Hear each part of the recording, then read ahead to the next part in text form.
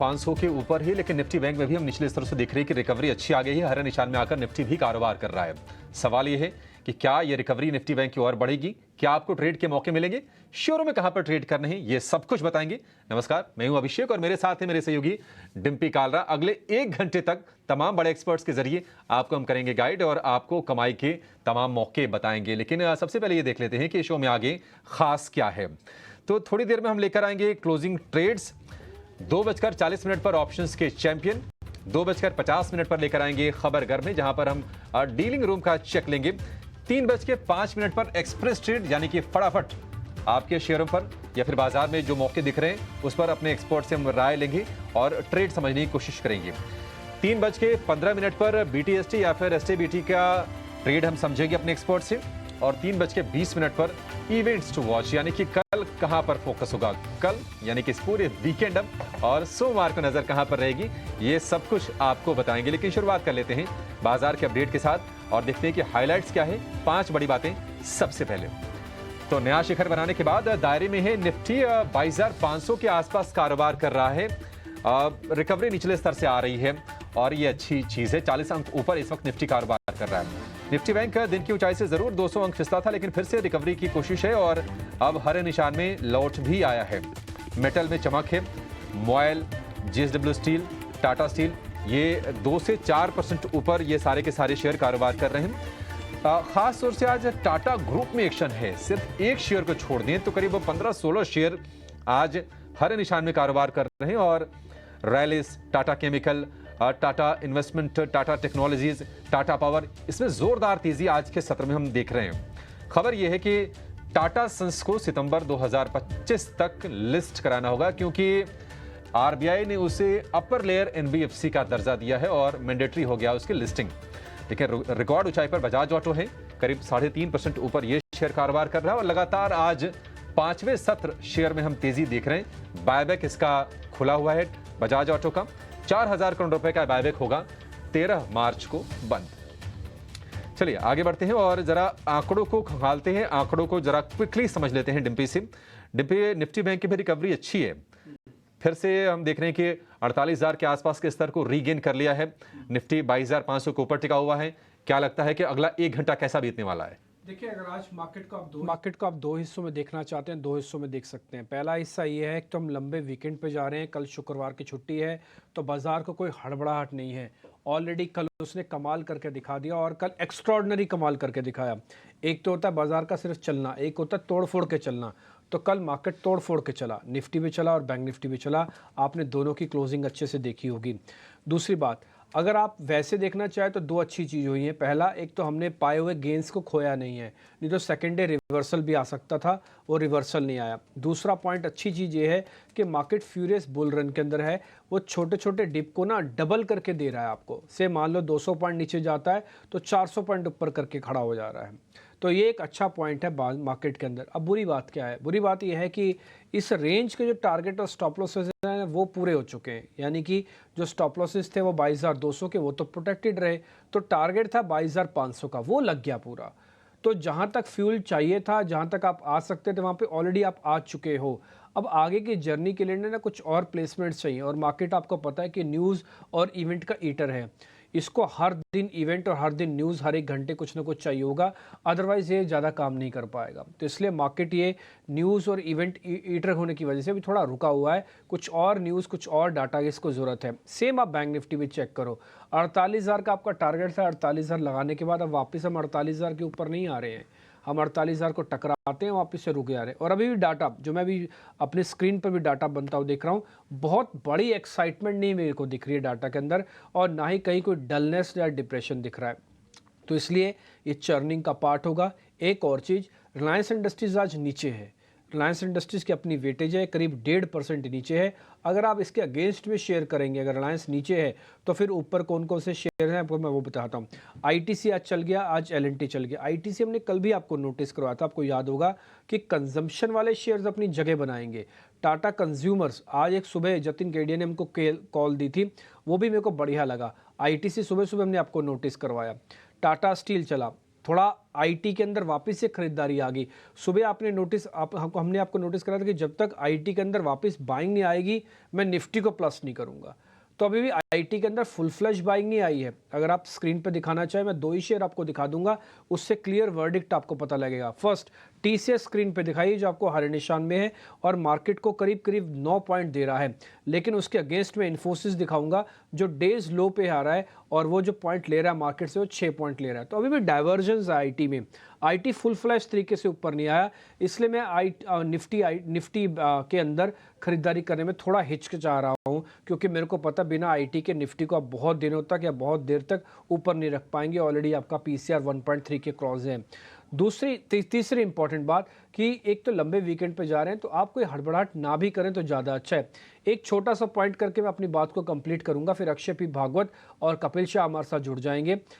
आप एक बार जरा दिखा सकेंगे जो at the money calls put है, 22,500 की कॉल और 22,500 की पुट जो आज ही एक्सपायर होनी है। आज ही 7 तारीख है, आज के एक्सपायरी। अगर प्रोड्यूसर साहब वो ढूंढ पाए तो जरा दिखाना। आप यकीन नहीं हो रहा होगा, दोनों के अंदर 75% का प्रीमियम चला गया, दोनों के अंदर। ये वाला नहीं, ये तो फ्यूचर है बॉस। मैं आपसे कॉल बोल रहा हूँ और पुट बोल रहा हूँ। 22,500 की कॉल और 22,500 की पुट 7 तारीख वाली। अगर नहीं दिखा पाओगे छोड़ दो, ज़रा मेहनत मत करो, मैं यहीं से बता देता हूँ। 75% का प्रीमियम इरोड हो गया। कहने का मतलब ना ही आज एक टेबल पे बैठे वाले तेजी वाले ने कमाया, ना ही आज मंदी वाले ने कमाया, दोनों ने अपने पैसे खो दिए। इसलिए हमने आपको सुबह सुबह में चेताया था, बताया था। एक एग्जाम्पल देखे कि आज का दिन ऑप्शंस के अंदर ट्रेड करने का दिन नहीं है, आज सिर्फ और सिर्फ बैठने का, शांति से देखने का दिन है। ये जो कॉल आपने फायर किया 28 मार्च की है, मैं 7 तारीख की कॉल कर रहा था, तो आप छोड़ दीजिए उसको। बस मेरे को जो बताना था दर्शक समझ गए, मेरे को बताना था मैंने भी बता दिया। अब आप ज़्यादा मेहनत ना कीजिए।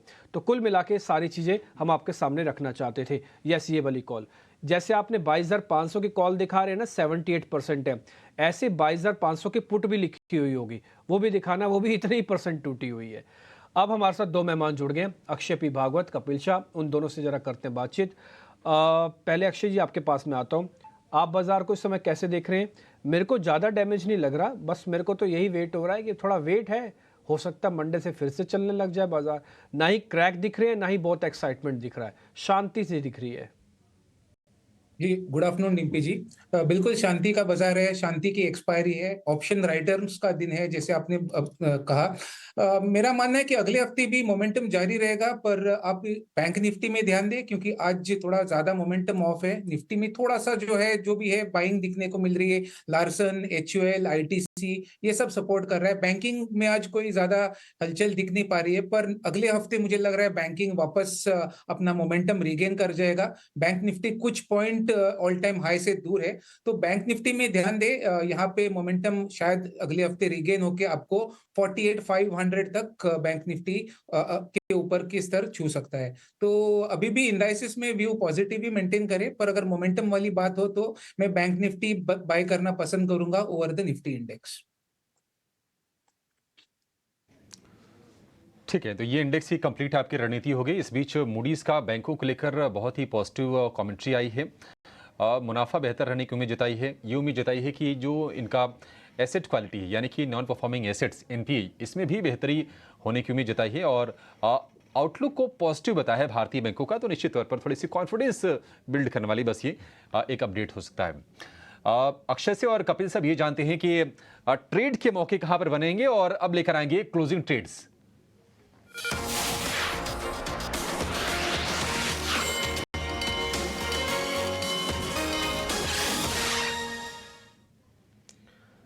कपिल, शुरुआत आपसे करेंगे। नमस्कार, बताइए आपके शेयर कौन से हैं अभी के? Good afternoon everyone. आज के जो बेसिकली फाइनेंशियल सर्विस स्टॉक्स में हमें एक अच्छी मोमेंटम देखने मिल रही है। कल परसों हमने आईसीआईसीआई प्रूडेंशियल का एक कॉल रेकमेंड किया था जहां पे अच्छी मोमेंटम देखने मिली थी, और आज उसी क्षेत्र से एचडीएफसी लाइफ का जो फॉर्मेशन मुझे यहाँ पे दिख रहा है वो काफी अच्छा देखने मिल रहा है। कोई भी स्टॉक जब भी एक फॉल्स ब्रेकआउट करके फिर से प्राइस ऊपर में रिज्यूम करता है तो उसका फोर्स कंपैरेटिवली ज्यादा होता है। और इसने जो अपने इमीडिएटली हर्डल लेवल थे उसको भी ब्रीच आज की तारीख में किया हुआ है। तो 622 के लेवल पे एचडीएफसी लाइफ चल रहा है, तो मुझे यहाँ पे एक ट्रेडिंग अपॉर्चुनिटी देखने मिल रही है। तो करंट लेवल पे हम इसको बाय कर सकते हैं। स्टॉप लॉस आपका 600 रुपए का आएगा और ऊपर में 655 660 की टारगेट्स हमें आते हुए देखने मिल सकते हैं। और दूसरा स्टॉक मेरा एक मेटल स्पेस है। आज मेटल स्टॉक्स में फिर से हमें एक अच्छा सा ट्रैक्शन देखने मिल रहा है।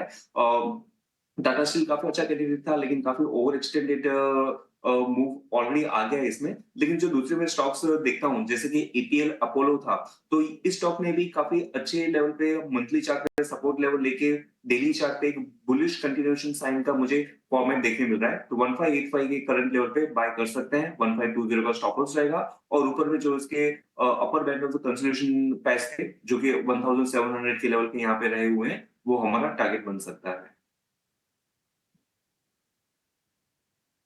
तो ये शेयर कपिल की तरफ से। अक्षय, आपके रडार पर कौन से शेयर हैं? आपका कन्विक्शन कहां पर है? क्या खरीदेंगे आप? दो स्टॉक्स चुने हैं मैंने। पहला है एसआरएफ केमिकल क्षेत्र से है। इसको आप देखें तो एक शॉर्ट टर्म कंसोलिडेशन जोन जो करीबन 2400 था, उससे आज एक पॉजिटिव ब्रेकआउट करा है उसने। तो शॉर्ट टर्म में तो मोमेंटम रिगेन करा ही है, पर अगर आप इसका लॉन्गर टर्म चार्ट देखें तो 2 सालों से एक रेंज में फंसा है। मेरा मानना है कि एक बहुत ही बड़ा ब्रेकआउट की तैयारी कर रहा है ये चार्ट। तो यहाँ तो मोमेंटम अगर आपको चेस करना है तो 2520 तक टारगेट रहेंगे, पर यहाँ पे मैं एक बड़े ब्रेकआउट का प्ले रेकमेंड करूंगा जो जल्दी आपको मार्च महीने में दिख सकता है। तो buy SRF at the current rates. आपको इसमें स्टॉप लॉस बना के चलना है बिलो 2400 और आपका टारगेट 2521 और 2562, ये 2 टारगेट बनेंगे। दूसरा ट्रेड रहेगा ट्रेंड में। अगर आप ट्रेंड में देखें आज तो एक मोमेंटम पिकअप हुआ है, एक सपोर्ट बेस बन चुका है स्टॉक में 3750 और एक छोटा सा जो कंसोलिडेशन था 7-8 दिन का, वो ब्रेकआउट करने की कोशिश में है। ब्रॉडर चार्ट स्ट्रक्चर अभी भी स्ट्रांग है और तो मेरा मानना है कि 4100 प्लस छू जाएगा स्टॉक। तो 4100 और 4175 ये दो टारगेट के प्रोजेक्शन से आप काम करें with a stop loss of 3825। तो ट्रेंड और एसआरएफ ये मेरे 2 टॉप पिक्स रहेंगे फॉर टुडेज ट्रेड। एसआरएफ से ज़्यादा इत्तेफाक रखता हूँ, मेरे को इसलिए लगता है क्योंकि एसआरएफ भी बढ़िया चल सकता है। जैसे आपने खुद कहा कि एक बढ़िया मूव दे सकता है, ये टिपिकली टाटा केमिकल्स जैसा भी चल सकता है, बट इसको भी ट्रिगर चाहिए। अभी थोड़ा चलेगा, अभी नहीं है, थोड़ा और चलेगा अभी शेयर। और मैं आपके इस शेयर के साथ काफ़ी बढ़िया मेरे को लग रहा है। और मैंने अभी एचडीएफसी लाइफ भी देखा जो हमको कपिल शाह ने दिया, वो ट्रेड भी मेरे को ठीक लगा। तो एक बार सारे वापस से ट्रेडिंग कॉल्स घुमाओ स्क्रीन पर। ट्रेंड है अक्षय पी भागवत का, एसआरएफ है उनका, कपिल शाह ने दिया एचडीएफसी लाइफ, ये शेयर मेरे को काफ़ी पसंद आया उनका। 655 का टारगेट है, 600 का स्टॉप लॉस है। ये जो काफ़ी पसंद आया, मैं बार बार बोलता हूँ ना, एक्चुअली क्या होता है, ये शेयर मेरा भी द्वारा भी देखा हुआ होता है, तो मेरे को भी लगता है कि हाँ ठीक है, टेक्निकल वगैरह पे सब पे फिट बैठ रहा है। तो फिर क्या कॉन्फिडेंस हमारा भी थोड़ा हाई हो जाता है कि देखो हमने भी सोचा था, अगर हमारे मेहमान दे रहे हैं तो इसका मतलब ये है कि हम भी सही डायरेक्शन पर हैं।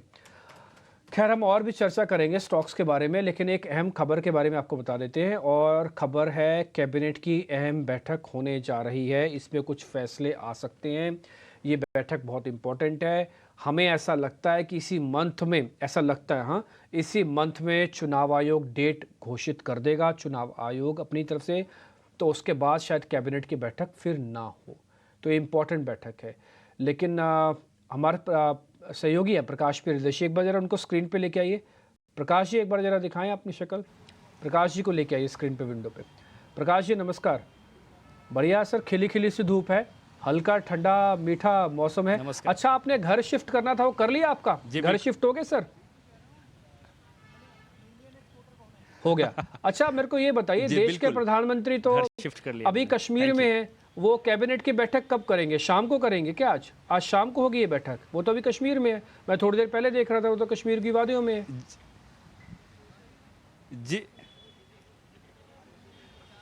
जी बिल्कुल, शाम में कैबिनेट की बैठक है, प्रधानमंत्री तब तक वापस आ जाएंगे दिल्ली।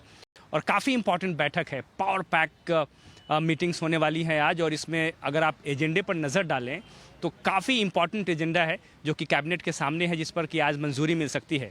और अगर इसकी शुरुआत करें तो सबसे पहले किसानों के लिए खुशखबरी मिल सकती है, क्योंकि जूट पर जो MSP है वो एजेंडे में शामिल है, उसमें बढ़ोतरी की जा सकती है। उसमें करीब 285 रुपये प्रति क्विंटल की बढ़ोतरी की जा सकती है और इसको बढ़ाकर 3,335 रुपये पर क्विंटल के आसपास किया जा सकता है।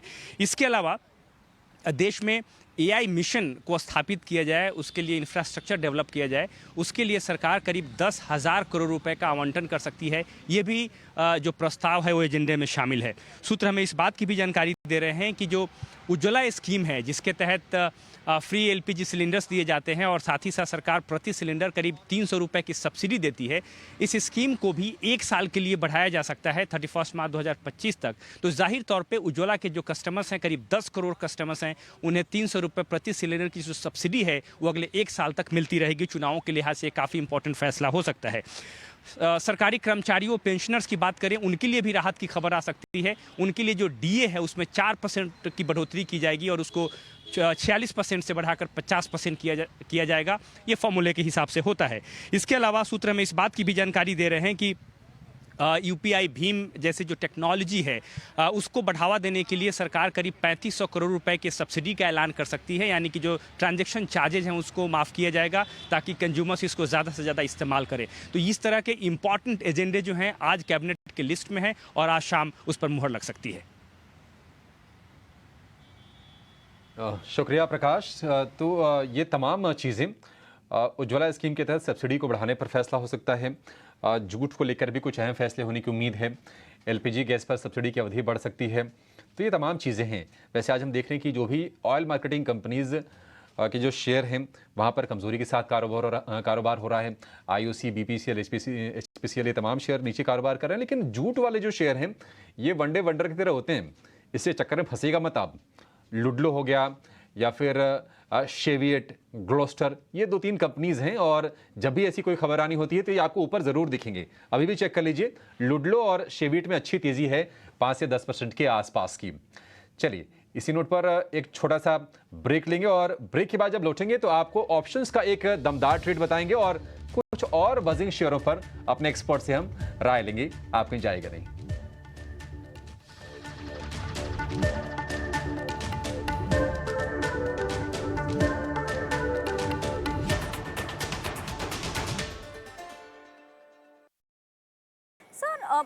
When you talk stock market की बात करते हैं तो पहले जब आते थे स्टॉक मार्केट में, जब लिस्टिंग्स होती थी वो मेनली कैपिटल के लिए होती थी, right, to get capital. When the Tatas and everyone came in, तो वो कैपिटल के लिए था। अब देखें तो जैसे आप बोल रहे थे नए स्टार्टअप्स की कितने सारे लिस्ट हो रहे हैं, पर वो एक स्केल पे आ रहे हैं, बड़े होके आ रहे हैं। तो क्या when they are coming at that high scale, कुछ फैक्टर्स इन्वॉल्व होते हैं इन टर्म्स ऑफ डलिंगनेस of the importance of the market, stock markets. Do you think that is a factor? Yes, I think retail investors के लिए ये एक negative factor है, क्योंकि जब मैं मार्केट में आया था then you were always getting IPOs at 10 rupees और नई नई कंपनियां, new projects were getting listed. Now what is happening कि बिजनेस आपने सेट कर लिया, आपने प्राइवेट इक्विटी को इनवाइट कर लिया, प्राइवेट इक्विटी ने जो मैक्सिमम क्रीम है वो उनको ही मिल जाता है और फिर बिजनेस मैच्योर होता है, उसके बाद आप लिस्ट कर रहे हैं। So yes, the failure of the company is much less, क्योंकि यहाँ पर आप देखेंगे BSE में कम से कम एक ज़माने में 5-4 कंपनी लिस्टेड थी, but active companies are only 500-600, maybe 1000 और so. So yes, definitely I would say the failure rate has come down significantly. और जो मलाई मिलती थी on a new listing and the company doing really well after that, वो शायद अभी नहीं मिल रही। That is going to all the private equity investors. और दूसरी बात बताइए आपने कैपिटल की, so now companies are getting listed not just for raising capital but providing an exit to private equity players. Hello बेटा। देखेंगे तो आप बहुत ही बोर सा महसूस करेंगे, हिल भी नहीं रहे, कुछ खास काम भी नहीं हो रहा। जैसे हमने आपको शुरुआत में भी कहा था कि राइटर्स का दिन है और राइटिंग अपना काम कर रही है। कॉल और पुट दोनों ने आज अपने पैसे गंवा दिए अगर आपने कॉल और पुट ट्रेड की होगी। हाँ, अगर आपने राइट की होगी तो आज आपके दोनों हाथों में लड्डू है। आप मंदी का भी पैसा खा रहे होंगे और तेज़ी का भी पैसा खा रहे होंगे, क्योंकि राइटिंग आती है। तो इसलिए मैं बोलता हूँ कि राइटिंग ना रिटेलर्स को थोड़ी थोड़ी आनी चाहिए। बस उसकी एक ही प्रॉब्लम है, पैसे पूरे देने पड़ते हैं। एक लॉट मान लो आपको राइट करना है तो 1 लाख रुपए लग जाता है करीब करीब निफ्टी का आज की डेट में, जो अलग अलग ब्रोकिंग हाउसेस चार्ज कर लेते हैं जो सिक्योरिटी जमा होती है। खैर, फिर भी आप थोड़ा सावधान रहिए, आराम से काम कीजिए, कोई जल्दी नहीं है, कोई हड़बड़ाहट नहीं है मार्केट के अंदर। 2-3 शेयर मैंने निकाले आज टाटा के ग्रुप के शेयर्स के बारे में। अभिषेक अभी आपको थोड़ी जानकारी दे रहे थे, मैंने उसमें से एक शेयर निकाला जो पीछे छूट गया। मैं पीछे छूट गया वर्ड इसलिए बोल रहा हूँ क्योंकि पिछले 10 दिनों में वो शेयर नहीं चला था, वो शेयर आज चला है। उस शेयर का नाम है TTML, Tata tele services Maharashtra के नाम से होगा वो TTML। एक बार ज़रा दिखाएं तो आज वो 8% ऊपर है। उसकी प्रॉब्लम क्या थी, वो 88 और 90 के नीचे जाके वीक हो जाता था। आज लेकिन वो वापस से 88 और 90 के ऊपर आ गया है ट्रेड होने में। कितना वेट करना पड़ेगा इस शेयर को चलने के लिए ज़रा देखते हैं। TTML दिखाइए, खाली लिखे आप TTML या टाटा टेली लिख दीजिए, वो आ जाएगा। प्रोड्यूसर साहब टाटा टेली लिखेंगे आ जाएगा। 90 रुपये की कैटेगरी वाला शेयर है, फिर भी ना मिले मेरे को बताइएगा, मैं अपनी स्क्रीन से दिखाऊंगा। कपिल शाह आपको मिल गया होगा शेयर, एक बार ज़रा आप चेक करना। ये 88 और 90 की कैटेगरी में चलने वाला शेयर है। जी, आपने सही बताया। TTML एक टाइम था जहां पे यह स्टॉक ऑलमोस्ट 2 रुपए से लेके सीधा स्टॉक ने अपना 200 रुपए तक की एक छलांग लगाई थी, लेकिन उस छलांग के बाद में काफी महीनों से, आई थिंक 1-1.5 साल हो गए होंगे, स्टॉक प्राइस ने नीचे में रिट्रेस किया हुआ है। तो जो आपका प्रीवियस जो स्ट्रॉन्ग अपसाइड मूव मिला था, एक डिसेंट सा करेक्शन ऑलरेडी आ गया है। और शॉर्ट टर्म में अगर मैं देखता हूं यहाँ पे तो 98 ऊपर में और नीचे में ये स्टॉक का जो सपोर्ट लेवल हमने देखने मिला हुआ था वो कुछ 83 के यहाँ पे है। तो तकरीबन 15-16 रुपए की रेंज में स्टॉक ने almost 99% of the time spend किया हुआ है इस पर्टिकुलर रेंज का। स्टॉक अभी लोअर बैंड की कंसोलिडेशन पैच के यहाँ पे है। जो दूसरे हम जो टाटा ग्रुप के स्टॉक देखते हैं वो काफी अच्छे से एक मूव ऑलरेडी दे चुके हैं, लेकिन ये स्टॉक आपके 200 डे मूविंग एवरेज के यहाँ पे चल रहा है, आपके lower band of consolidation patch पे है। और आगे साइड जो हम एक ओवरबॉट ओवरसोल्ड के लिए हम उसको यूज करते हैं, तो ये स्टॉक अपने ओवरसोल्ड जोन से अभी बाउंस कर रहा है। नो डाउट आज स्टॉक 7% चल गया है, लेकिन स्मॉल कैप में हमें एक स्पिल ओवर इफेक्ट नॉर्मली देखने मिलते हैं। तो मुझे लग रहा है कि यहाँ से स्टॉक प्राइस में और भी एक ऊपर की ओर मूवमेंट होनी चाहिए और इमीडिएट हर्डल एक 93 का आना चाहिए, जो कि यहाँ से करंट लेवल से भी 4% के ऊपर आ रहा है। और उसके बाद में जो उसकी अपर बैंड जो बनी हुई है 98 तक, तो स्टॉक में एक अच्छा खासा अपसाइड मोमेंटम बन रहा है। तो 87 के स्टॉप लॉस के साथ ट्रेड कर सकते हैं 93 और 98 के लिए। 93, 98 के 2 टारगेट हो गए। 93 पार करेगा तो 100% 98 भी ला सकता है, इसकी प्रोबेबिलिटी काफ़ी हाई हो जाएगी। लेकिन 93 पहला बड़ा हिस्सा होगा। ये जैसे खुद अभी आपको कपिल बता रहे थे कि एक बहुत ही बाय जो हुआ है आज, ये बहुत ही ऐसी जगह से हुआ है जहाँ पे ओवरसोल्ड हो गया था। ठीक है, तो उस जगह से बाय हुआ है, आप इसका फ़ायदा उठाइएगा। इस शेयर को होल्डिंग है तो रख लीजिए फिलहाल। अभी आगे बढ़े, एक ऑप्शंस का ट्रेड आपके सामने रखते हैं। खुशबू और हमारे साथ जुड़ रहे हैं ऑप्शंस के चैंपियन के लिए। आइए करते हैं उनका स्वागत, लेके आइए उनको स्क्रीन पर।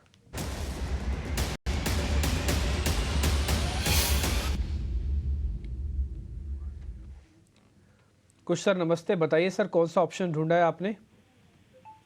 नमस्ते Dimpy. I think Tata group के शेयर्स का जिक्र हो रहा है, तो मेरा भी जो पिच है क्यों ना वैसी इसी स्टेबल से हो। तो मेरा जो स्टॉक है वो भी टाटा ग्रुप से ही है, ट्रेंट। इस स्टॉक में आप देखें तो एक कंसोलिडेशन के बाद एक अपमूव शुरू हुआ है 20 डे एवरेज के ऊपर, आज स्टॉक सस्टेन कर रहा है। यहाँ पे 4000 का कॉल बाय करें, 125 के करीब चल रहा है, 150, 175 के टारगेट्स और 100 के स्टॉप लॉस के साथ। अब टारगेट स्टॉप लॉस के हिसाब से 20,000 का प्रॉफिट पोटेंशियल और 10,000 का लॉस पोटेंशियल है। तो ट्रेंट का 4000 का कॉल ऑप्शन, इसको आप अपने रेडार पे रख सकते हैं। ट्रेंड थोड़ी देर पहले ही मैं बताऊं, हमारे एक मेहमान ने भी दिया है, अक्षय पी भागवत की तरफ से दी गई वो कॉल थी ट्रेंड की। और आप ये कह रहे हैं कि ऑप्शंस का ट्रेड भी लिया जा सकता है। 4000 की कॉल है, 125 रुपये में आपको प्लस करनी है। ये ट्रेड हमने आपके सामने रख दिया। 150 रुपये का टारगेट, ठीक है जी, 175 फिर दूसरा टारगेट होगा और 100 रुपये का स्टॉप लॉस है। 20,000 पे आएंगे, 10,000 पे जाएंगे। टाटा ग्रुप के शेयर है, थोड़ा कॉन्टिन्यूटी इफेक्ट दिखा सकते हैं और आप इसका फ़ायदा उठाइएगा। ठीक है जी, ऑप्शंस का ट्रेड भी हमने आपके सामने रख दिया। कुछ बहुत शुक्रिया, थैंक यू वेरी मच ये सब कुछ जानकारी देने के लिए। ये जो 10 में से 9 लोग इसलिए नुकसान होता है क्योंकि इनका फाइनेंशियल डिसिप्लिन नहीं है। ऑप्शंस को ले तो लेते हैं लेकिन स्टॉप लॉस काटते नहीं हैं। दूसरा, एक बार ले लेते हैं फिर भावनाओं के अधीन बंध जाते हैं, नहीं आज तो नहीं कल तो ऊपर आ ही जाएगा, और कल कभी आता ही नहीं है, पूरे पैसे चले जाते हैं, फिर उनका अकाउंट बंद हो जाता है। तो इसलिए 10 में से 9 लोग इसलिए ऐसी तरह से पैसा गंवाते हैं। ये मैंने खुद से देखा है, डीलिंग रूम का अपना एक्सपीरियंस मैं आपको बता रहा हूँ। खैर आगे बढ़ते हैं। शाइना मुकद्दम इस बीच हमारे साथ जुड़ चुकी हैं, उनका करते हैं स्वागत। शाइना मैम बहुत बहुत शुक्रिया, first of all thank you very much समय देने के लिए।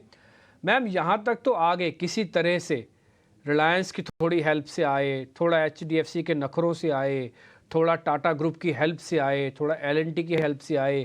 यहाँ के बाद कौन चलाएगा, कौन हमको आगे लेके जाएगा? देखिए, आई थिंक अभी ये मंथ तो अच्छा ही जाना चाहिए क्योंकि मार्च एंड है, तो overall at least couple of weeks तो अच्छे ही जाना चाहिए। उसके बाद I think one will start discounting 1 year forward. तो आई थिंक ये जो स्टॉक्स आपने जो गिनवाए हैं, ये तो अभी भी आई थिंक उनमें काफी जैसे कैपेसिटी एडिशंस हो रही है, मार्केट गेन हो रहा है। स्टॉक्स लाइक HDFC बैंक अभी तक इतना परफॉर्म नहीं किए हुए हैं। इवन L&T जो परफॉर्म कर चुका है, वहां से अगर आप एक साल का देखते हैं तो वहां भी अपसाइड है। ICICI बैंक है, IT स्टॉक्स ने परफॉर्म नहीं किया है इतना in the last couple of months. वहां पर I think we can see some buying coming back next year, क्योंकि अभी जो सबड्यूड परफॉर्मेंस था in terms of revenue growth, सभी बोल रहे हैं कि नेक्स्ट ईयर पिकअप होना चाहिए इन टर्म्स ऑफ order wins.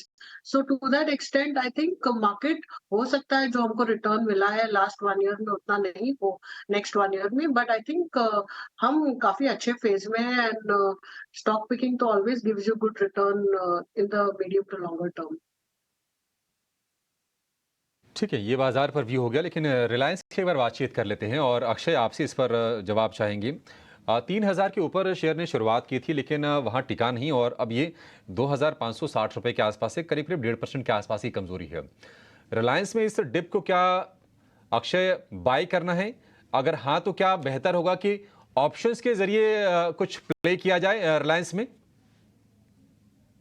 जी, थोड़ा सा जो है कॉल राइटर्स का दबाव दिख पा रहा है मुझे ऑप्शन चेन में रिलायंस के 3000 का जो स्ट्राइक है वहां पे थोड़ी सी कॉल राइटिंग पाइलअप हो रही है, तो हल्का सा एक negative view for the time being बनेगा शॉर्ट टर्म के लिए।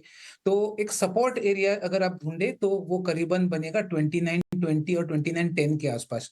तो ये आपका सही बाइंग पॉइंट रहेगा रिलायंस में। थोड़ा सा डिप में तो बाय ऑन डिप्स वाली स्ट्रेटेजी वर्क करेंगी। थोड़ा ओवरबॉट है चार्ट्स, हल्का सा डिप पॉसिबल है, रिस्क रिवॉर्ड भी सही हो जाएगा। तो वेट कर लीजिए 2910 2920 के आसपास जब भी रिलायंस आए तभी आपको बाय करना है, तभी आपका स्टॉप लॉस 2880 का बनेगा और वहां से एक ट्रेडिंग बाउंस बैक मिलने की मैं आशंका कर रहा हूं। गिरावट पर खरीदारी वाला शेयर है रिलायंस, लेकिन आज हम देख रहे हैं कि कूलिंग सेगमेंट वाले जो शेयर हैं, चाहे वो हैवेल्स हो, ब्लू स्टार हो या फिर वोल्टास हो, वहां पर तेजी है। खासतौर से ब्लू स्टार में देख रहे हैं कि 5% के आसपास की तेजी है। कपिल, आपको बेहतर क्या लग रहा है? किसी को अगर कुछ ट्रेड लेना हो तो आपके हिसाब से कहां पर लेना चाहिए? देखने जाए तो ब्लू स्टार का रिलेटिव स्ट्रेंथ बहुत ही बढ़िया रहा हुआ है, काफी ओवर स्ट्रेच रहा हुआ है, लेकिन इसके साथ में जहां पे मैं कुछ एक मार्जिन ऑफ सेफ्टी भी देखता हूं, तो मुझे उस पैरामीटर पे वोल्टास मुझे ठीक लग रहा है, क्योंकि वोल्टास का भी ट्रेंड आपका काफी अच्छा रहा हुआ है। पिछले 5-6 दिनों का इसमें गिरावट आई हुई है और गिरावट आपके सपोर्ट लेवल पे संभल गई है और वहां पे हमने आज के दिन में एक बुलिश कैंडल फॉर्म होते हुए देखने मिली। तो मुझे लग रहा है कि जो आपका करेक्टिव फेज होता है वो खत्म हो रहा है और अभी यहाँ से इंपल्स मूव स्टार्ट हो रहा है, जो कि स्टॉक को ऊपर में लेने आएगा। Price wise, moment wise blue star अच्छा है, लेकिन रिस्क और रेशियो आपको वोल्टास में ज्यादा अच्छे से बैठेगा यहाँ पे। तो 1084 के लेवल पे यहाँ पे चल रहा है और इसके स्टॉप लॉस हम देखते हैं तो 1050 के स्टॉप लॉस बैठेंगे और ऊपर में शॉर्ट टर्म के भी टारगेट इसके 1130 के आएंगे और इसमें स्टॉक को थोड़ा सा ज्यादा होल्ड करते हैं तो हमें और भी बेटर रिटर्न्स देखने मिल सकते हैं, एटलीस्ट अप टू 1200 तक भी। तो ओवरऑल स्ट्रक्चर वोल्टास का रिस्क रिवार्ड के लिहाज से अच्छा लग रहा है। इमीडिएटली 1130 पर नजर रखिए, वो अगर पार किया तो 1200 तक का ये सफर तय करेगा वोल्टास का शेयर। बेहतरीन चार्ट लग रहे हैं इसकी कपिल को। एक छोटा सा ब्रेक लेंगे और ब्रेक के बाद जब लौटेंगे तो आपके लिए हम अपने एक्सपर्ट से BTST या फिर STBT के ट्रेड जानेंगे और कुछ और बजीन शेयरों पर हम चर्चा करेंगे जहां पर आपकी कमाई हो सकती है। आप कहीं जाएगा नहीं।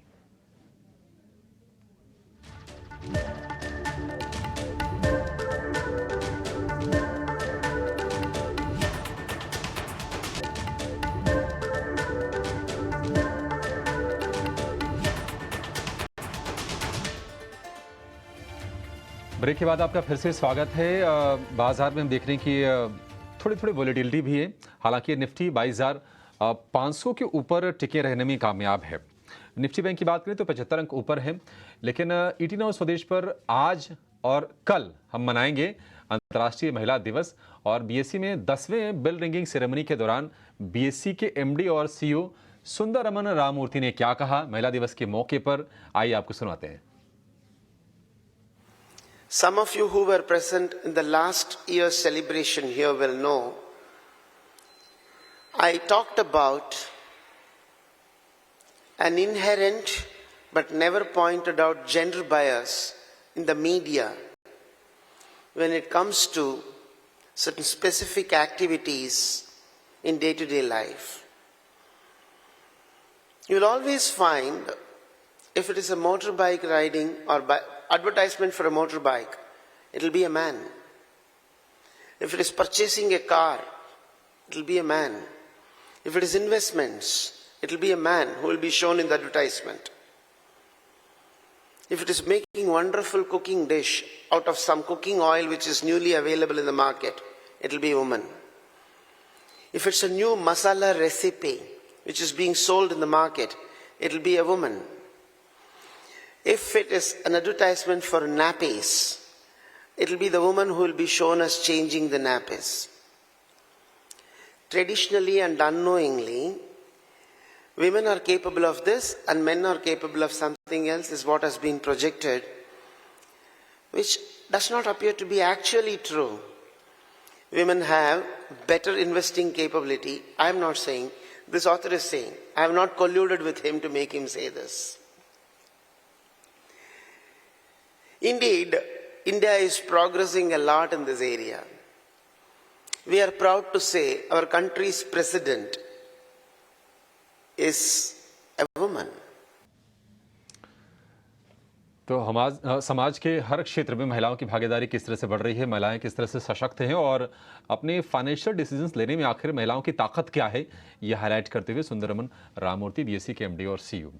लेकिन आगे बढ़ेंगे और अक्षय, आप जरा जी चेक कीजिए। आज हम देख रहे हैं कि 160 रुपए के पार निकला है, लगातार कमजोरी के बाद 5% के आसपास की तेजी है। इस बाउंस बैक को आप किस तरह से देख रहे हैं अक्षय, और क्या ये सस्टेन करेगी? जी में जो है ट्रेडिंग बाउंस बैक है। आप देखें तो यही लेवल 23 जनवरी 2024 को टेस्ट हुआ था, जिस दिन भारी गिरावट देखने को मिली थी जी में। 150 एक डिमांड एरिया है, बार बार आपको यहाँ से ट्रेडिंग बाउंस दिखेंगे, तो उसके चलते आपको एक short covering bounce futures and options के जरिए या कैश में देखने को मिल रही है। तो ऊपर ओवरऑल अगर आप देखें तो जो ब्रॉडर सेटअप है अभी भी नेगेटिव है, तो अगर आप बाय करना भी चाहे तो स्ट्रिक्ट स्टॉप लॉस बिलो 150 लेके एक ट्रेडिंग नजरिए से बाय करें जी। अगर ये bounce back recovery rally continue हो तो मैक्सिमम फिलहाल 175 थोड़ा कंजर्वेटिव टारगेट रखना है जी में, क्योंकि ब्रॉडर चार्ट स्ट्रक्चर अभी भी मजबूत नहीं है, गिरावट के संकेत अभी भी है। कॉशन एडवाइस करूंगा तो ट्रेडिंग के नजरिए से बाय करें, शॉर्ट टर्म ट्रेड बनेगा, 150 के नीचे स्टॉप लॉस और 175 टारगेट जी में। वापस से कर देता हूँ, वो इसलिए क्योंकि आपको पता ही होगा कि ईटी नाउ स्वदेश ने लगातार आपको टाइमली बताया, टाइमली ऐसा बताया कि सबसे पहले हम ही थे वो बताने वाले, और उसके बाद फिर धीरे धीरे अलग अलग जगहों पर वो चीज़ नोटिस हुई। उस शेयर का नाम है टाटा केमिकल्स। हमने 1000 के नीचे आपको एक बार नोटिस भी करवाया था, 1000 के ऊपर आने पर इसकी 1000 की इम्पोर्टेंस भी बताई थी। आज हमें खुशी है कि आज फिर से 10% 11% ऊपर है। देखते ही देखते शेयर 30% चल चुका है। आप सिर्फ हफ्ते भर का चार्ट दिखाओ। और आज बसीन जब कह रहे थे सुबह कि उनको 1500 का शेयर लग रहा है, तब भी मैंने ये बात नोटिस करवाई थी कि यस, ये 1500 का शेयर हो जाए तो मेरे को बिल्कुल हैरानी नहीं होगी, क्योंकि टाटा केमिकल्स एक तो अंडर परफॉर्मर भी था, दूसरा टाटा केमिकल्स के अंदर जो टाटा सन्स का हिस्सा है वो अपने आप में इंपॉर्टेंस रखता है, और ये साइकिल अभी शुरू हो रहा है केमिकल्स का। जैसे SRF हमको कपिल शाह ने भी दिया, ठीक है, तो कुछ ऐसे, माफ़ कीजिए, अक्षय भी भागवत ने दिया, ऐसे ही कुछ एक शेयर्स आपको पकड़ने हैं। इस समय मार्केट को आप नाम से ना देखें बल्कि उसके काम से देखें, कितने काम का है वो शेयर। एक शेयर मैंने आपको कल और भी नोटिस कराया था, हालांकि वो कल नहीं चल रहा था, अगर आपको याद होगा तो क्लोजिंग के शो में था। उस शेयर का नाम था श्रीराम फाइनेंस। एक बार जरा आप दिखा सकते हैं श्रीराम फाइनेंस को स्क्रीन पर। आज बिल्डअप वगैरह ठीक है, 1.5-2% का OI एडिशन, 3% के आसपास करीब करीब शेयर चल रहा होगा। एक बार दिखाएं जरा श्रीराम फाइनेंस स्क्रीन पर, तो श्रीराम फाइनेंस लिखेंगे आ जाएगा, यस ये शेयर। तो ये कल डेज लो पे था, आज बढ़िया चला। आज ओपनिंग सुस्त थी लेकिन आज बढ़िया चला। बस ये चेक करवा लेते हैं। अक्षय, ये और चल सकता है क्या? श्रीराम फाइनेंस अच्छा रिकवर करा है, जिसने जैसे आपने ठीक कहा कि फ्यूचर्स एंड ऑप्शंस में भी एक्शन काफी है। और अब ध्यान दें कि इसमें फ्यूचर्स एंड इंक्लूजन जो निफ्टी 50 है, श्रीराम फाइनेंस उसमें इंक्लूड होगा। तो ये एक पॉजिटिव जो है न्यूज भी है श्रीराम फाइनेंस में। तो इसके चलते अगर आप देखें तो फाइनेंशियल सर्विसेज कंपनी में जितनी भारी कल पैनिक थी, श्रीराम फाइनेंस होल्ड कर गया और रिकवरी करने में सबसे पहले ये कैंडिडेट बनते हुए दिख रहा है। एक रेंज कंसोलिडेशन में है, तो जो अपर एंड ऑफ द रेंज है वो है 2500, इसके ऊपर आपको ब्रेकआउट दिखेगा, तो वो ब्रेकआउट की तैयारी कीजिए। पॉजिटिव सेटअप है, ब्रेकआउट होगा मान के चल रहा हूँ। ब्रेकआउट होते ही आपको 2600 प्लस के टारगेट दिख जाएंगे, तो बाय करने की राय रखूंगा श्रीराम फाइनेंस में। 2350 का स्टॉप लॉस और 2600 प्लस के टारगेट रहेंगे श्रीराम फाइनेंस में। क्या बिल्डअप अच्छा है, स्ट्रॉन्ग मूव दे रहा है और थोड़ा और चल सकता है, इसलिए 2600 तक का टारगेट आपको अक्षय पी भागवत दे रहे हैं। इस पर स्टैंप लगा दीजिए बाय की बाकायदा, और ताकि पता लग पाए दर्शकों को कि हम जो बात कर रहे हैं उसमें अल्टीमेटली क्या निकल के आया, फाइनल क्या हुआ। तो फाइनल ये है कि इसको बाय करना है। स्टॉप लॉस टारगेट है, अगर आप याद रख पाएंगे, मैं भी आपको बार बार नोटिस करवा देता हूँ। एक और शेयर है मेरी लिस्ट में, मैं शाइना मुकद्दम से पता करता हूँ शेयर। शाइना, आपको मालूम है ना कि बजाज ऑटो का बायबैक खुला हुआ है और ये बायबैक 10,000 रुपये का हो रहा है। शेयर अभी 10,000 का है नहीं, आज 8800 इसकी कीमत चल रही है। तो 10,000 का बायबैक है, इसमें कुछ लोग पार्टिसिपेट कर रहे हैं। कुछ लोगों का आशंका है कि हमारे तो शेयर ही बायबैक में नहीं होंगे तो हम पार्टिसिपेट क्यों करें, लेकिन कुछ लोग कर रहे हैं पार्टिसिपेट। एक तो मेरे को ये बताइए, क्योंकि अभी इसका क्लोज नहीं हुआ है बायबैक का ऑफर, पार्टिसिपेट करना चाहिए कि नहीं। हमने कुछ एक स्पेशल ग्राफिक्स भी बनाया है, कोशिश कर रहे हैं लेके आएंगे आपके सामने, वो स्क्रीन पर आ जाएंगे। आप हमको ज़रा गाइड कीजिए। मैं इस वजह से पूछ रहा हूँ क्योंकि आज ने F&O के अंदर बढ़िया बिल्डअप हो रहा है। मेरे को तो ये हो रहा है कि हो सकता है 10,000 ही ना हो जाए स्क्रीन पर। वो थोड़ा डाउटफुल है, but I think to an extent Tata sorry Bajaj auto both fundamentally as well as, जैसे आपने बताया, शॉर्ट टर्म टेक्निकली भी अभी भी अच्छा लग रहा है। टैक्स प्लानिंग के हिसाब से तो अच्छा ही है, so anybody who wants to do that वो तो अभी भी बाइंग कर सकते हैं।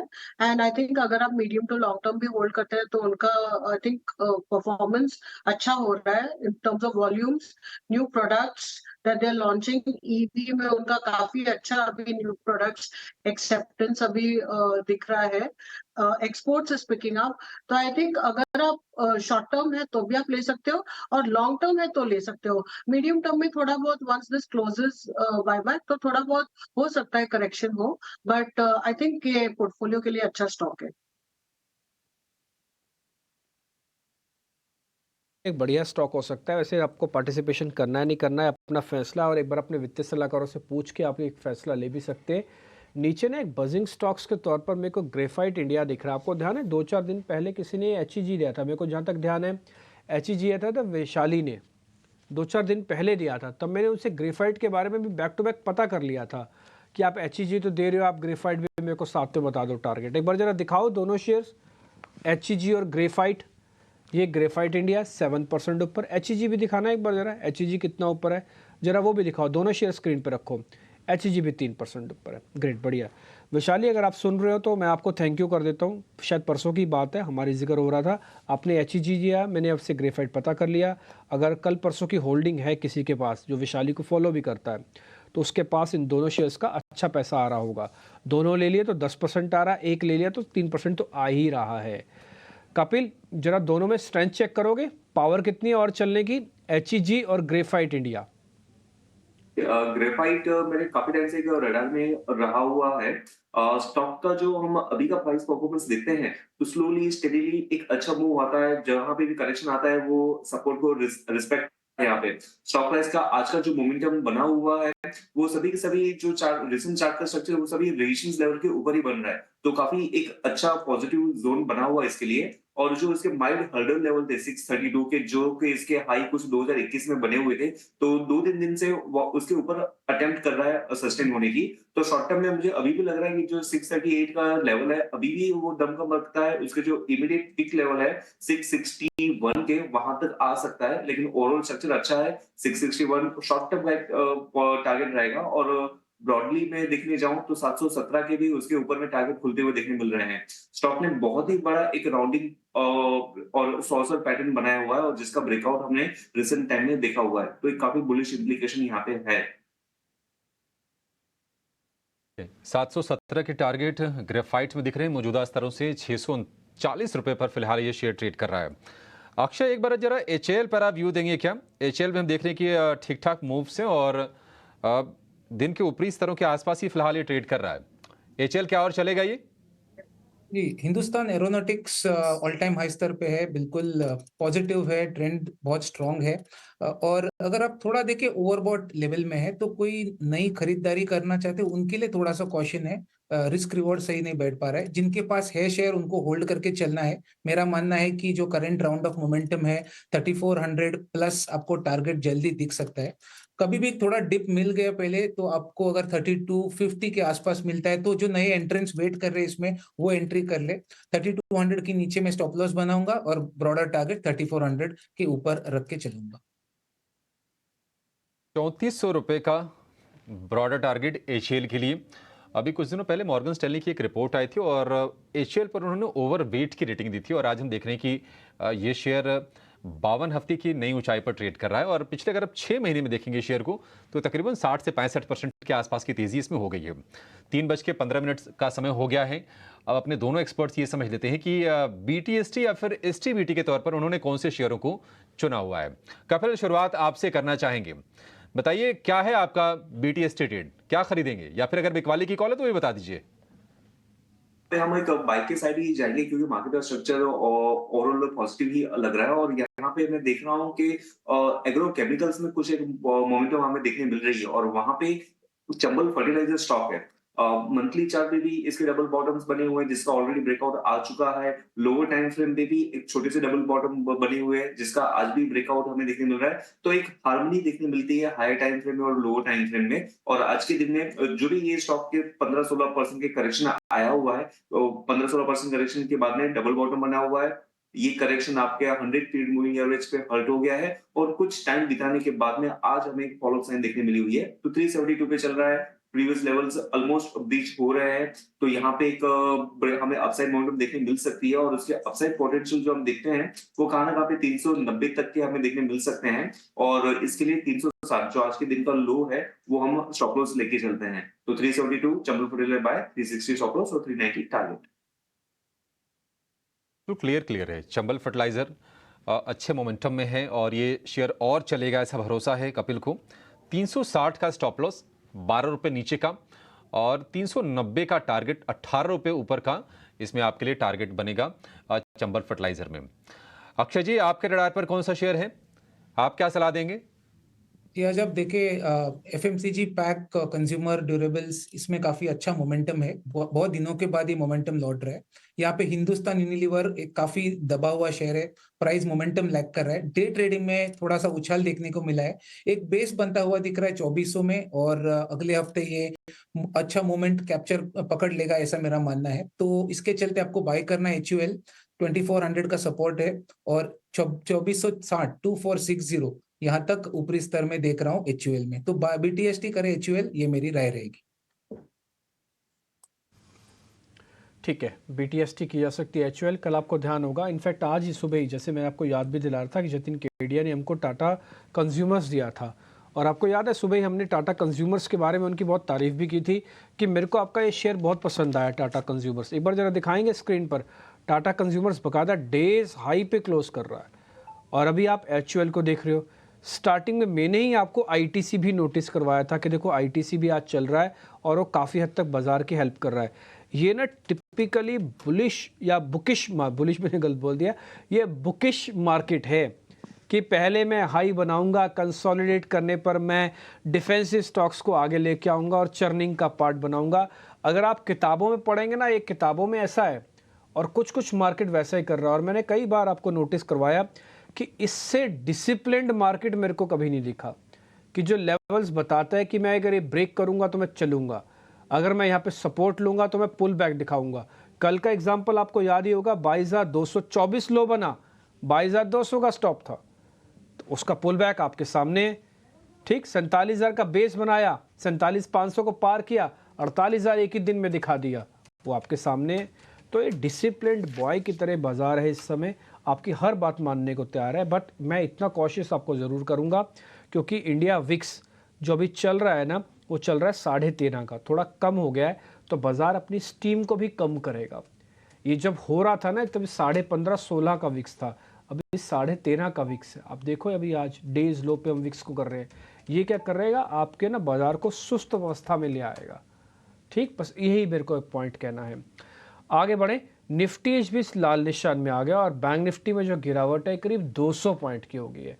ये लास्ट में टिपिकली एक्सपायरी फैक्टर समझ लो, आप एडजस्टमेंट फैक्टर समझ लो, 3 दिन की लंबी छुट्टी का फैक्टर समझ लो, कैसे मर्जी समझ लो, बाजार आपको था नहीं देना चाहता है, इसलिए यहाँ पे इस लेवल पे आके क्लोज कर रहा है कि थोड़ा 3-4 दिन एंजॉय कीजिए। ना मैं मंदी वाले को रास्ता बता रहा हूँ, ना मैं भी तेज़ी वालों को रास्ता बता रहा हूँ। आगे बढ़ते हैं, शायना मुकद्दम से भी एक काम करते हैं, कुछ इसी तरह के कंजम्पशन के शेयर उनसे भी पता कर लेते हैं। शायना, आपके पास पूरी फ्रीडम है, Tata consumer, ITC, HUL, Britannia, ऐसे तमाम सारे शेयर्स हैं इंक्लूडिंग नेस्ले। और आपको पता है कि अब चुनावी साल है। दूसरा पता है, हम कल आरबीआई गवर्नर से सुन रहे थे कि वो इन्फ्लेशन पे कह रहे हैं कि हमने काफ़ी हद तक काबू पा लिया। और आप ये भी जानते हैं कि अब कंजम्पशन पे कुछ सवाल खड़े हो गए थे, अर्बन कंजम्पशन पे, कि वहाँ पे थोड़ा स्लो डाउन के सिग्नल दिख रहे हैं। जरा आप सारी चीज़ों को कैलकुलेट करके बताइए, इसी सेगमेंट का कोई शेयर एफएमसीजी का और कंजम्पशन से जुड़ा हुआ। देखिए, सभी टाटा ग्रुप के स्टॉक्स अभी अच्छे चल रहे हैं एंड इसका स्पेसिफिक रीजन भी है। टाटा सन्स का लिस्टिंग की बात हो रही है in the next 1.5 odd year। तो टाटा कंज्यूमर तो दोनों technically as well as fundamentally यहाँ से ठीक लग रहा है। आई थिंक आईटीसी काफी मंथ्स के कंसोलिडेशन के बाद एट सेम लेवल 400 के लगभग 400, 405, 410 के घूम रहा था। I think again some momentum फिर से आ रहा है इन आईटीसी। सो आई थिंक ये दो तो अच्छे ही लग रहे हैं। और दूसरा, अगर आपको एक कंसोलिडेटेड समथिंग लाइक रिलायंस, जहां पर आपको जियो भी मिलता है, आपको रिटेल भी मिलता है, you have your oil also, तो वहां पर एक लार्ज कैप में वो भी आप ले सकते हैं। I think if you holding मतलब medium to longer term view, ये तो पोर्टफोलियो स्टॉक्स बन जाते हैं। ठीक है, डन, बढ़िया। तो आप भी आईटीसी की तरफ कह रहे हैं कि आईटीसी को देखा जा सकता है। मैंने 2 शेयर और निकाले जब तक आप चर्चा कर रहे थे टेक्निकल वालों से बातचीत करने के लिए। पहला है लॉरस लैब, एक बार जरा स्क्रीन पे दिखाएंगे लॉरस लैब, एक फार्मास्यूटिकल का शेयर है लॉरस लैब, स्क्रीन पे दिखाइए लॉरस लैब। तो एक बार कपिल आप इसको जरा चेक करेंगे, आज डेज हाई पे बंद हो रहा है, ये थोड़े डाउनवर्ड स्लोपिंग के चैनल को भी ब्रेक करके ऊपर आने की कोशिश कर रहा है। अगर आप इसको डेली चार्ट पे चेक करेंगे तो ये बढ़िया शेयर है, थोड़ा रख सकते हैं क्या? जी, यहाँ पे लॉरस लैब का जो मैं चार्ट देखता हूँ, तो फर्स्ट ऑफ ऑल मेरी सबसे नजर मूविंग एवरेज पे आती है और मेरे स्क्रीन पे short term to long term हर एक मूविंग एवरेज प्लॉट रहती है और हर एक मूविंग एवरेज फ्लैटिश है। तो वो इंडिकेट करता है कि आपका एक रेंज बाउंड वाला स्ट्रक्चर लॉरस लैब पे चल रहा है। सेकेंडली, आपने चैनल का जिक्र किया है, लेकिन अब यहाँ पे जो करंट लेवल है, करंट लेवल पे मैं अपने हॉरिजॉन्टल लाइन को भी प्लॉट करता हूँ, तो मुझे पहले के जो लेवल्स होते थे 420 के अराउंड के, वो मुझे एक रेजिस्टेंस के लेवल के यहाँ पे देखने मिल रहे हैं। तो आपका एक रेंज बाउंड स्ट्रक्चर है, आप एक रेजिस्टेंस से थोड़ा सा ही ऊपर हो, लेकिन अभी तक इतने ठोस डेवलपमेंट नहीं है कि स्टॉक यहाँ से ब्रेकआउट करेगा। तो थोड़ा सा अगर इसमें कंजर्वेटिवनेस रहेगा, तो यहाँ पे मैं फ्रेश बाय कॉल तो इनिशिएट ना करूं, लेकिन हाँ, जिसके पास होते हैं वो 405 के स्टॉप लॉस के साथ इसको होल्ड कर सकते हैं। फार्मा स्टॉक्स में काफी कुछ एक अलग से भी काउंटर्स है जहां पे एक अच्छा सा ट्रैक्शन देखने मिलता है। जैसे कि ग्रेन्यूल्स है, ग्रेन्यूल्स भी अपने lower band of consolidation patch पे है। आज इतनी मोमेंटम नहीं है, लेकिन यहाँ पे थोड़ा सा ज्यादा कंफर्ट हमें देखने मिल रहा है। ग्रेन्यूल्स को लेकर ये व्यू। अक्षय, आप जरा चेक कीजिए, चूंकि कंजम्पशन वाले शेयरों की बातचीत हो रही है तो उसमें उस लिस्ट में हम जरा शॉपर स्टॉप को भी जोड़ देते हैं। आज शेयर में ठीक ठाक मोमेंटम है, करीब करीब अब ये 4% ऊपर दिन के ऊपरी स्तर पर कारोबार कर रहा है। शॉपर स्टॉप आपको कैसा दिख रहा है और क्या इसमें ट्रेड बन रहा है क्या? जी, शॉपर स्टॉप का आप अगर प्राइस चार्ट देखें तो एक रेंज में ही सीमित है। आज वॉल्यूम्स काफी बढ़िया है, एक्टिविटी इंप्रूव हो रहा है, पर एक बेस जो है 725 730 वहां से आपको उछलता हुआ दिख रहा है। तो 780 से 790 ये आपका ट्रेडिंग टारगेट बनाइए। हालांकि नजरिया ट्रेडिंग का ही बनेगा, आप स्टॉप लॉस 720 का बनाए और 790 बनाए टारगेट, और इसमें ये ट्रेड में आप अवधि दे 7 to 8 ट्रेडिंग सेशंस की। लेकर ये व्यू एक बार जरा सुजलॉन देखिए, कपिल, सुज़लॉन अब ये 5% ऊपर कारोबार कर रहा है, 40 रुपए के आसपास का भाव है। हालांकि अब ये सर्किट पे ही है, चलो इसको छोड़ देते हैं, किसी और शेयर को देखते हैं। एक बार आप ना इंडियन होटल देखिए, टाटा ग्रुप के शेयरों में आज जबरदस्त एक्शन है और इंडियन होटल में करीब 2% के आसपास की तेजी दिख रही है। क्या आपको लगता है कि ये तेजी और एक्सटेंड हो सकती है क्या? नॉर्मली हम एक पैटर्न देखते हैं कि जो आपका एक्सपांडेड रेंज कैंडल बन जाए, यानी बड़ी कैंडल बन जाए, उसका थोड़ा सा रिट्रेसमेंट आ जाए, उसके बाद में जब भी फॉलो अप साइड देखने मिलती है तो एक फिर से एक बुलिश कंटिन्यूएशन साइन बन जाती है। तो 2 वीक पहले इसका एक स्ट्रॉन्ग बुल कैंडल बना था, 2 वीक से स्टॉक प्राइस काफी कंसोलिडेट कर रहे हैं, लेकिन आज के दिन में फिर से हमें एक ऊपर का रेजिस्टेंस देखने मिल रहा है। उसके दौरान जो इसकी मूविंग एवरेज है, जो कि एक ट्रेंड नेविगेटर की तरह काम किया हुआ उसने, वहां पे इसका सपोर्ट लेवल भी है। तो यहाँ पे आपका first of all stop loss काफी क्लियर हो जाता है कि स्टॉक प्राइस जब तक 564 के ऊपर है तब तक कंफर्टेबल जोन पे है। तो 586 से लेकर 580 के रेंज में एक्यूमुलेट कर सकते हैं, क्योंकि रेंज काफी छोटी है तो सब कुछ एक साथ में बाय नहीं करना चाहिए। और जैसे ही हम इसमें देखते हैं कि प्राइस आपके 596 के लेवल के ऊपर निकलते हैं तो और भी क्वांटिटी इसमें ऐड कर सकते हैं, क्योंकि वहां पे आपको एक और से फिर से एक बुलिश कंटिन्यूएशन साइन देखने मिल सकता है। ठीक है, इंडियन होटल्स पर ये व्यू। टाटा ग्रुप के जो शेयरों में जो तेजी है आप देखिए, Rallis, Tata chemicals, Nelco, Tata power, Tata tech, Tata investment, Tata steel 5 से लेकर 12-14% के आसपास की तेजी है। रैलिस 12% ऊपर है। अक्षय, क्या रैलिस अभी और चलेगा?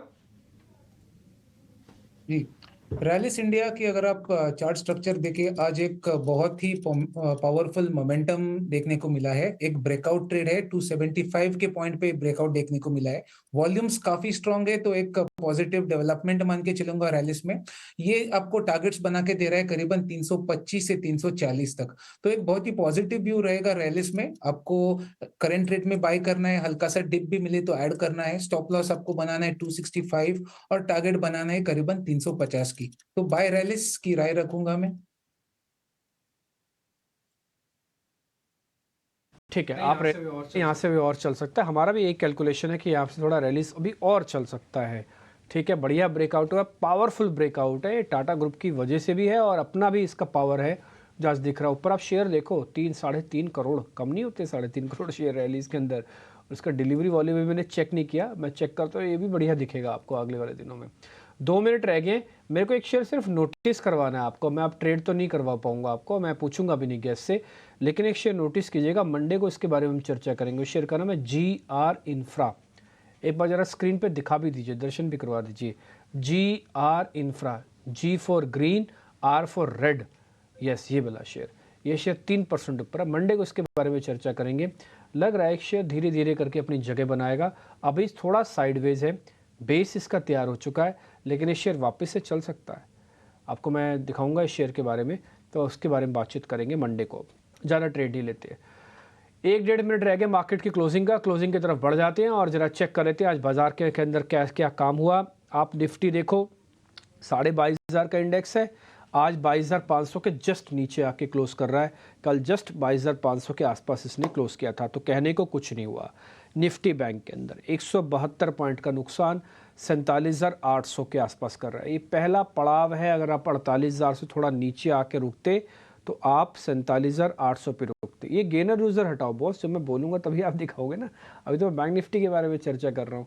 खैर, HDFC बैंक ये इस समय आपको हरे निशान में है, कुछ ज़्यादा इसके अंदर तेज़ी मंदी कुछ नहीं हुई है।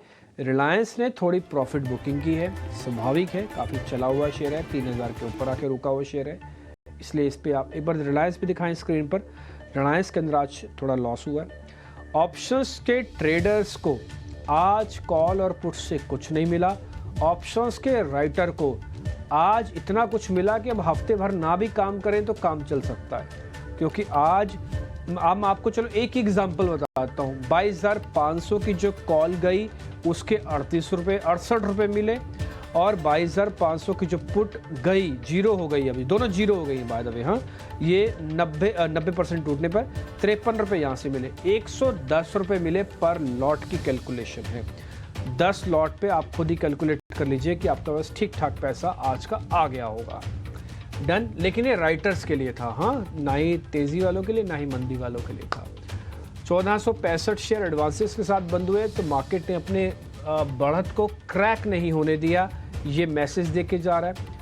इंडिया विक्स टूट गया, ये मैसेज बहुत लाउड एंड क्लियर है कि आने वाला हफ्ता पिछले वाले हफ्ते के मुकाबले कम वॉलेटाइल होगा। सेक्टोरियल चर्निंग हो रही है, डिफेंसिव शेयर सामने निकल के आ रहे हैं, तो ये मैसेज भी लाउड एंड क्लियर है कि थोड़ा चर्निंग का हिस्सा बनना पड़ेगा और वैल्यू हंटिंग करनी पड़ेगी मार्केट के अंदर। चेजिंग के बजाय वैल्यू हंटिंग ज़्यादा सही तरीका होगा मार्केट में काम करने का। कोई चीज़ 15% चल गई, कोई गारंटी नहीं है कि कल भी 15% ही चलेगी। हाँ, वैल्यू हंटिंग कर लोगे तो गारंटीड है 15% का प्रॉफिट लेके जाओगे, क्योंकि वैल्यू हंटिंग का हिस्सा मार्केट के अंदर काफ़ी अच्छे से मिल रहा है। बहुत शुक्रिया शाइना आपका आज कार्यक्रम में जुड़ने के लिए। कपिल आपका भी बहुत बहुत शुक्रिया, थैंक यू वेरी मच, आज आपने टाइम निकाला। Akshay P Bhagwat thank you very much, आपका भी आपने टाइम निकाला और अच्छे से अपने वीकेंड को एंजॉय कीजिएगा। कल शिवरात्रि है, तो भगवान सदाशिव शंभू सब पे अपनी मेहर बनाए रखें। मेरे को और अभिषेक को आप इजाज़त दे सकते हैं, अगले कार्यक्रम का आप एंजॉय कीजिए।